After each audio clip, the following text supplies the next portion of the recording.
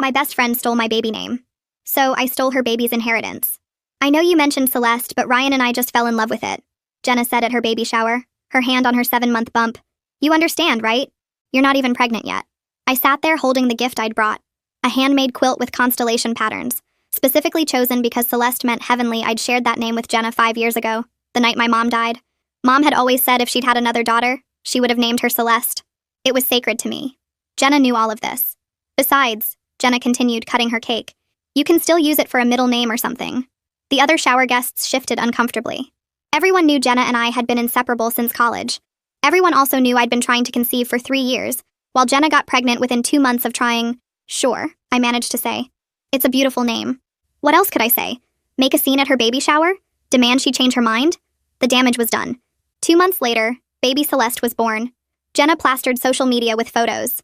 Our little star, she captioned everything, using the celestial theme I'd described to her, the constellation nursery I'd planned. The star-themed monthly photos I'd dreamed about. All of it, stolen. Then, 4 months after Jenna's daughter was born, I finally got my positive test. I didn't tell anyone except my husband, Dean, for the first trimester. Not even Jenna, who texted constantly asking why I was being distant. The second trimester ultrasound revealed we were having a girl. Dean squeezed my hand. What about Eleanor? He suggested gently. Your grandmother's name? Maybe, I said, but my mind was somewhere else entirely.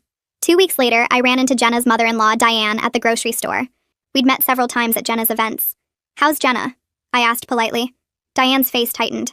Fine, though I'll never understand why she refused to use my mother's name. 3 generations of tradition. Broken. She shook her head. Margaret Rose. Every firstborn daughter in our family for 100 years. But Jenna said it was outdated. I knew this story. Jenna had ranted about it for years. How Ryan's family pressured her to continue the tradition. How his grandmother had even offered to pay for college if they used the name. How Diane brought it up every holiday, every birthday, every chance she got. Jenna called it her nightmare name, because she knew Diane would never let it go. Such a beautiful name, I said carefully. Full of history. Diane's eyes actually misted. My mother was Margaret Rose. I'm Margaret Rose, though I go by Diane. Ryan's sister plans to use it someday, but she's not even married. The tradition might die with me. That evening, I told Dean about the conversation. He looked at me suspiciously. You're not thinking what I think you're thinking. Margaret Rose is a beautiful name, I said innocently. Classic. Timeless. We could call her Maggie. The thing is, I genuinely did fall in love with the name. The more I said it, the more right it felt. Margaret Rose. Maggie. It was elegant but approachable. Strong but feminine. Everything Jenna had said she hated about it, I loved. We didn't announce the name until the birth. When Margaret Rose arrived, healthy and perfect, I posted one simple photo with her name, no explanation.